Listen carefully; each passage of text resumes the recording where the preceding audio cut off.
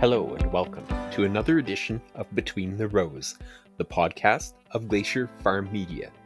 I'm your host this week, Gord Gilmour. In this episode, we'll be talking about how the federal election might affect agriculture. And we're certainly going to see some fresh faces on the Agricultural Committee. And an agriculture leader gives the incoming ag minister some straight talk. Muscle into the table, use your elbows to get in if you need to.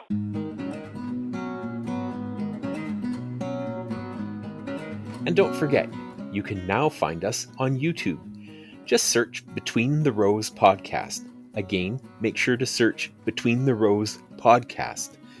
You'll find the latest episodes plus our archive.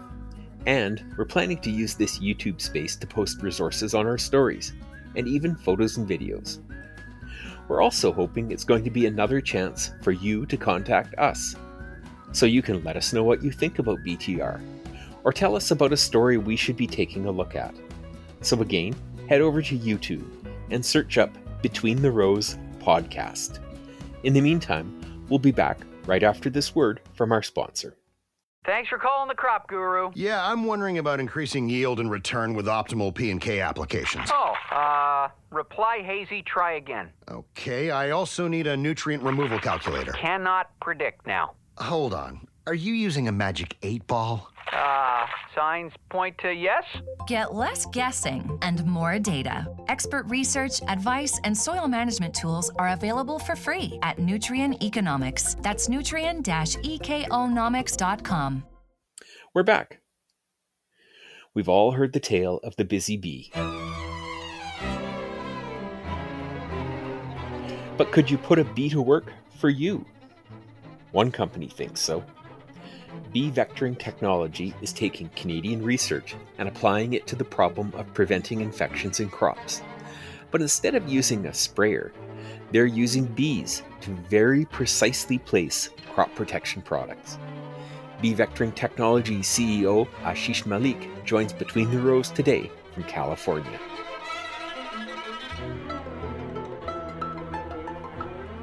Ashish, thank you very much for joining us today. Good morning, Gord. I'm very happy to be here myself. So where did this idea come from? Yeah, it's a good question. So the use of bees as vectors to deliver plant protection products has been studied in academia for actually quite some time, going back even a couple of decades. The idea to build a commercial system that would work with commercial agriculture was something that we pioneered. The technology, the ideas came actually out of the University of Guelph in Ontario, some late 90s, early 2000s, by a couple of professors who are since retired, who were looking at, on the one side, what are the kinds of products, the plant pathology side, that could be best suited for bee vectoring, and then, of course, the bee experts that worked at the universities that kind of put their heads together and came up with the idea of bee vectoring. So now, can you just give me a sort of a simplified explanation of how it works? So we work with commercial beehives. So we don't work with the bees that are, wild you find in nature. So we work with the ones that farmers will either rent for the season to help pollinate their crops or buy, in the case of bumblebees, for greenhouse production primarily. So we work with those, we call them managed beehives. And we have dispensers that work together hand in hand with the bees themselves that get placed in those hives. And as the bees leave the hives to forage, because of course the flower represents a nutritional source for them, right? So they visit the flower to bring nutrition back to the colony to feed the colony. During that process, as they exit the hives, they walk across our dispensers and they pick up in powder form our biological control agent, which then, in a sense, we are cargoes as the bees fly to the flower. When they visit the flower, that's when the microbial product falls off their bodies, colonizes the plant tissue, and gives the crop protection properties that the farmers are looking for. Well, now we know that bees of all types are very busy, hardworking insects, but can you tell us a little bit about just how effective they are at placing crop protection products?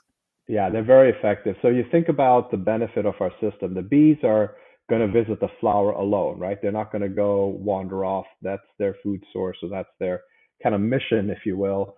And so when you compare bee vectoring to traditional spraying, when you're spraying a crop, you're typically getting only 5% of the active ingredient onto the flower. In our case, you're getting 100% of what the bees are carrying delivered to the flower.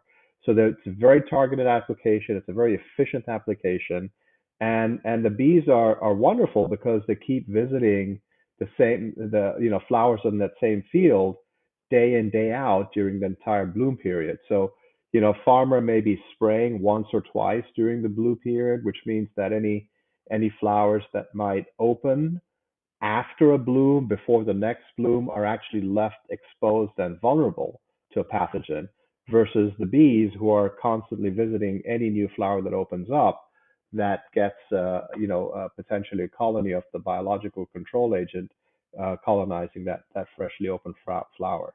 So very effective, very efficient, extremely targeted. In fact, we coined the phrase that this is precision natural agriculture, right? So it's or natural precision agriculture, I should say. So very effective. And now I think I'd be safe to say that most of our listeners are going to be a lot more familiar with doing this a mechanical way. Uh, I imagine there must be a lot of other benefits, though, in terms of its environmental footprint and so on. Could you run us through some of those? Yeah, so I mean, I already talked a little bit about the effectiveness and the fact that you're in a very precise way getting the biological to where the source of the infection would be through the flower. So very efficient in that regard. But in terms of environmental benefits, so we are it's a natural system, so we don't use any fossil fuels compared to heavy machinery that could be used, or even crop dusters, airplanes that are still used for delivering traditional methods of spraying. So no fossil fuels is a huge advantage. We also don't use any water. So, for example, I live in California where we're dealing with droughts every year, 3 years in a row. Farmers have been rationing the amount of water that's available to them. So this eliminates all of the use of water for delivering crop protection. So they can apply whatever small quantities of water that they have for the nutritional needs of the crop itself. So that's another big advantage. And biologicals, because they have a less of an impact on soil and things like that, it's better also from a regenerative agriculture perspective in terms of maintaining a clean soil environment. So now, where would we go and see this technology in action today? So we're selling a product today that is registered as a biological fungicide using these bees in the United States. So right now, the only place that we have that regulatory approval is in the US. So we're selling it quite widely across the US, but we've started the process to expand geographically. Obviously, Canada will be submitting to the Health Canada and the Pest Management Regulatory Agency, the PMRA, over this winter. We're expanding into Mexico. We have expansions plans already started in Europe. And also we're looking at South America. We're looking to go into Peru. So very soon you'll see us expand our geographic footprint. But today it's primarily used on the berry crops in the US. But even in the US, we're looking to expand the number of crops that we could sell the system onto. And that is typically where these kind of new technologies find their foothold, is in those sort of specialty and high value crops. Do you see a time though when we're going to see this technology become more widely adopted? Like, for example, would it be within the realm of the possible to see it in a large scale situation, like say prairie canola production in the next 10 years? I think so, very much so. So we are already, so when you're talking about oil seed crops like canola or sunflowers, there's a disease that affects all these crops called sclerotinia head rot, and there are very limited amount of products that are very effective against that disease. Our clonostachys, our biological, is extremely effective against sclerotinia. And the great thing is that the bees love these oil seed flowers. And in fact, in many cases, honeybees are already being used in commercial oil seed production. So we have done work in sunflowers since we registered in the US. Most of our work has been on the sunflower oilseed crop, where we've been able to show extremely good control of sclerotinia. Work done at North Dakota State University. We've also done some work on the West Coast in California and Washington State. So our next stage, once we start the regulatory process in Canada and we get the permits to do large-scale trials in Canada, will be to also look at canola. But then even beyond these oil crops, we've got 1 million acres of almonds, which are planted in California. We're doing work on that crop. And, certainly beyond the berry crops, we have opportunities in vegetables and stone fruit as well. And those are all crops that are in our targets for the future. Well, thank you very much for taking the time to run us through some of this. It sounds like very exciting technology. My pleasure, Gord. We are an exciting growth stage for the company. We've got a technology that we believe for many, many crops is quite revolutionary, and we look forward to telling you more and telling your audience more as our business develops. Okay, that's great. Thank you. Okay.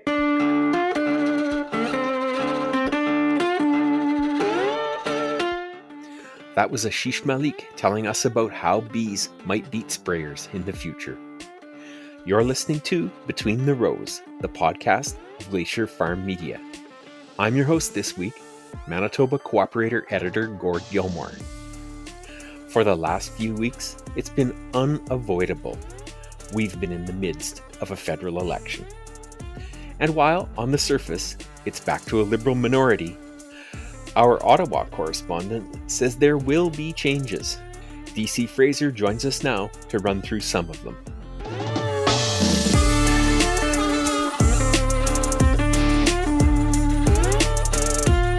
David, thanks for making the time to be here. Yeah, thanks so much for having me. So the election we've just been through, it's been described as the $600 million cabinet shuffle. I think I saw a Beaverton headline that said it was the election that everybody lost. Is that a fair characterization of what we've just been through as a country? I mean, considering that's kind of what we're getting here, I guess it is fair. The Liberals lost 2 cabinet ministers to defeat, but even the extent of a cabinet shuffle will likely be fairly muted, I think. Like the big players like Chrystia Freeland, they're going to continue to be prominent, perhaps even in the same positions in cabinet. And I get the headlines that a lot of Canadians have been seeing after this election, because it's pretty easy to be jaded here, particularly if you look, or if you're one of the millions of voters who were looking for that change in government. I'm one of those folks who tries to look on the bright side. And so here it is. Any opportunity to debate issues at a national level, I think it's a privilege. And at least this election provided Canadians with an opportunity to do that. And we've concentrated, I think, a lot on what it's left the same. Is it going to change anything, though? And I think that's the thing that's of interest to me. Does it change? Does it help or hurt Trudeau, for example, in pushing his agenda? Yeah, really interesting question, and I think one we won't fully know the answer to for a few more months here, but I'll take a stab at it. I think when we look at it, at least from a parliamentary democracy point of view, nothing much is changing here. It's likely now going to be this minority government propped up mostly by the NDP. That will be the case until our next election that was actually scheduled will take place. When it comes to Trudeau, of course, his government can be defeated before then. That seems unlikely, just given the appetite across the country for yet another election before 18 months from now.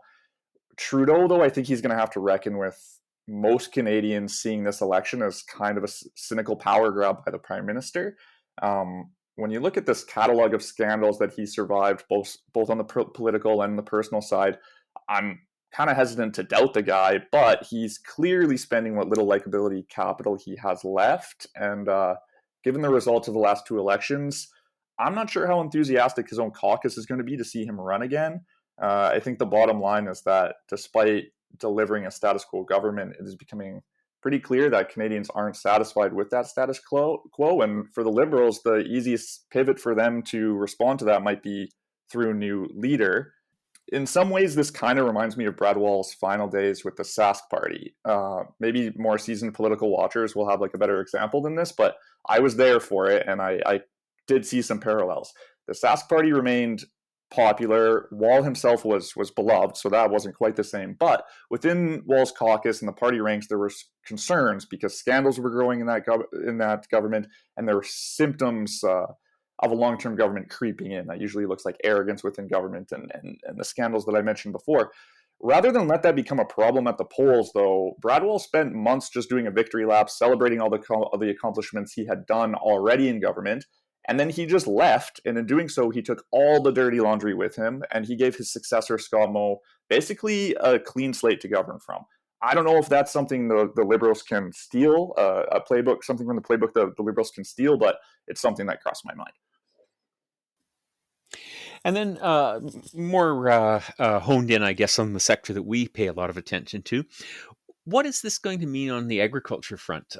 For example, is there the expectation Marie-Claude Bibeau will continue on as minister?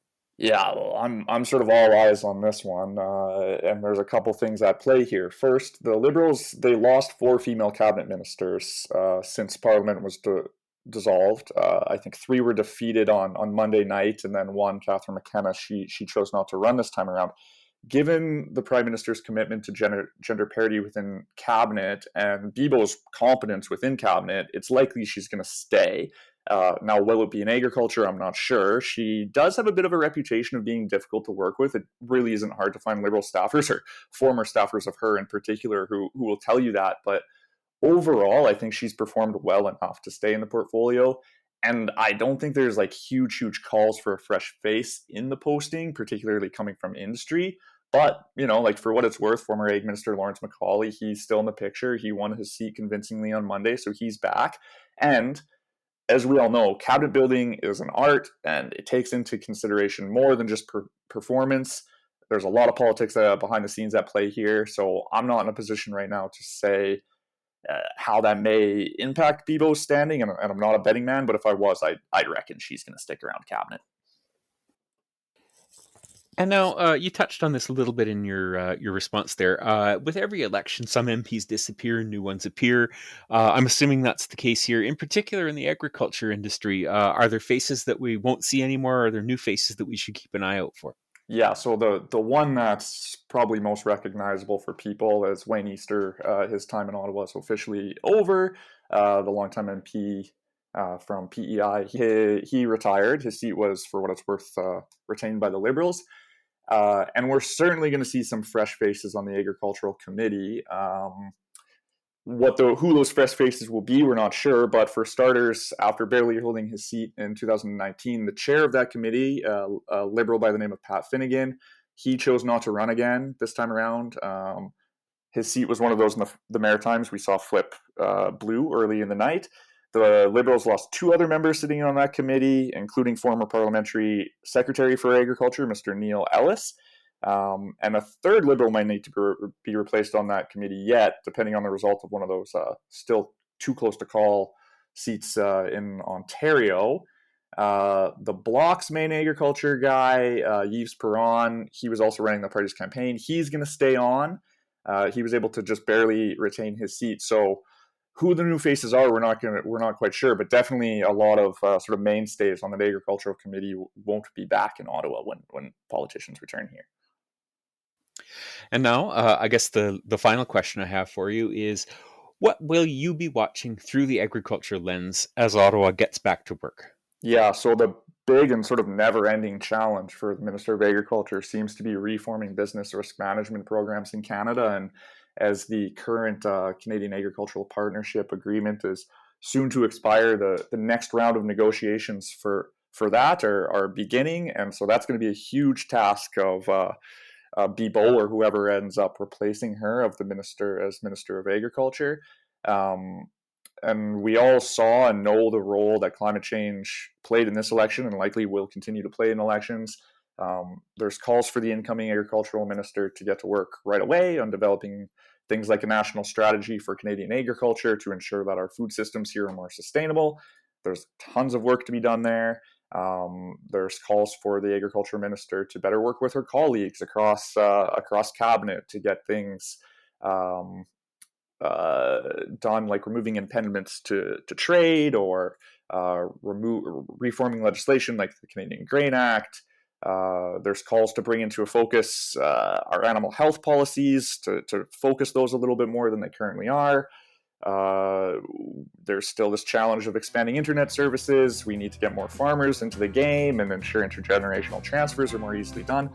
The Minister of Agriculture, whoever it is going to be busy, I'm sure. Well, thank you for taking the time on the morning after the election to run us through that. Yeah, thanks so much. It's a pleasure as always.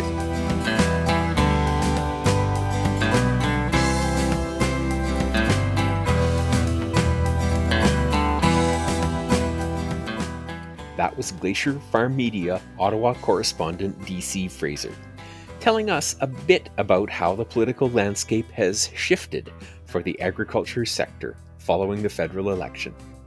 You're listening to Between the Rows, the podcast of Glacier FarmMedia.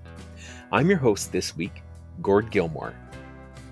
Even with the Liberals returning to power in Ottawa, there will be a new mandate for all federal ministers, and maybe a few fresh faces at the cabinet table. The Canadian Agri-Food Policy Institute recently issued a special report that it styled as a briefing binder for whomever the new Ag Minister may be. One of the authors was Kim McConnell, a CAPI board member. He's also founder and former CEO of agriculture marketing and communication firm AdFarm. In his contribution, he made a passionate plea for the agriculture portfolio to be seen as a front bench ministry. He joins us now by phone from Calgary. Kim, thank you for joining us today. Well, it's good to be with you, Gord. So you make the case in that column that agriculture is a front bench position in government. Can you tell us why you feel that's so? Well, the agriculture and food industry, and I think it's important that we call it the agri-food industry, is an industry that's really integral to the success of the many ministries. From we touch environment, health, economic development, trade, global affairs, treasury. We touch all of those. We can be a contributor, a positive contributor to every one of those other ministries. So we need to be at the table. We need to be at the table and muscle in if we have to, but be invited in as well, because we can contribute. We are one of few industries that can deliver jobs, that can deliver investment and economic development, and we're probably one of few that can play a leading role in climate change and carbon capture. So we deserve to be at the table, and other departments should be seeking us out so that we can provide our input so that our industry can be the true contributor it really can be. Now, the document that you guys produced at CAPI was a sort of an informal briefing book for the minister. How can the new minister, and maybe the old minister, we don't know that yet, but how could the new agriculture minister and the new government that was just elected ensure that it's seen as such? Well, I think it just needs to be elevated. You look at the past campaign, for example, there was very little talk about agriculture and food. Yet, as I just mentioned here, we touch so many other ministries. We touch the benefits of Canada. So this ministry needs to be elevated in its importance and elevated in its contribution. And I think that's what the Prime Minister has an opportunity to do, is to elevate this ministry so that it is truly, and this minister, so it is truly reflects the contributions that it can deliver. And now, is there a role for the larger industry to play in having that happen? What can we do to support those efforts? Well, most certainly, we are stronger when we work as industry and as government and as associations and we're much stronger when we do that together. And I think the industry is ready to do this. I think the industry welcomes the opportunity to play a more active role and a more participatory role than we maybe have in the past. the food is important. The contributions that we can deliver are important, and we have an opportunity to do that. And I think our industry players are primed for it. They're ready for it. They could be a true leader like we know they are, Gord. Any last words of advice for the incoming minister? Well, I would think yes. My words are you have an important portfolio. The industry is behind you. Muscle into the table. Use your elbows to get in if you need to, but you have an important role here to be able to champion. You're in many ways, Minister, the CEO of our industry, and we're behind you to advance our industry and to advance our country. And please reach out to us if we can be of value, be in the industry and the associations that are supporting it, and tell us how we can do a better job, and we look forward to doing the same with you. Well, thank you for your time, Kim. You're very welcome. Thank you for the opportunity.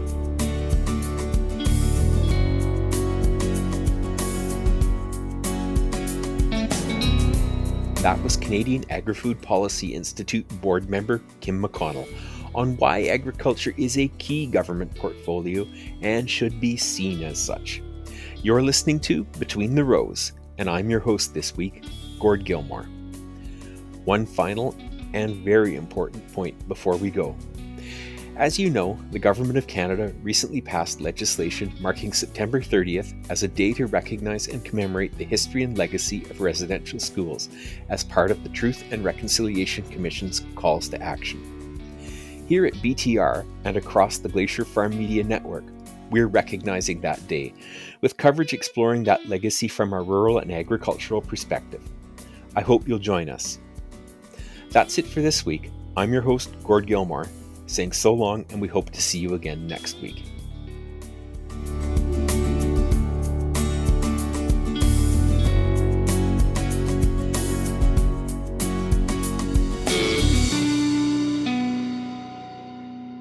Thanks for calling the Crop Guru. Yeah, I'm wondering about increasing yield and return with optimal P&K applications. Reply hazy, try again. Okay, I also need a nutrient removal calculator. Cannot predict now. Hold on. Are you using a magic 8-ball? Signs point to yes? Get less guessing and more data. Expert research, advice, and soil management tools are available for free at Nutrien Economics. That's nutrien-economics.com.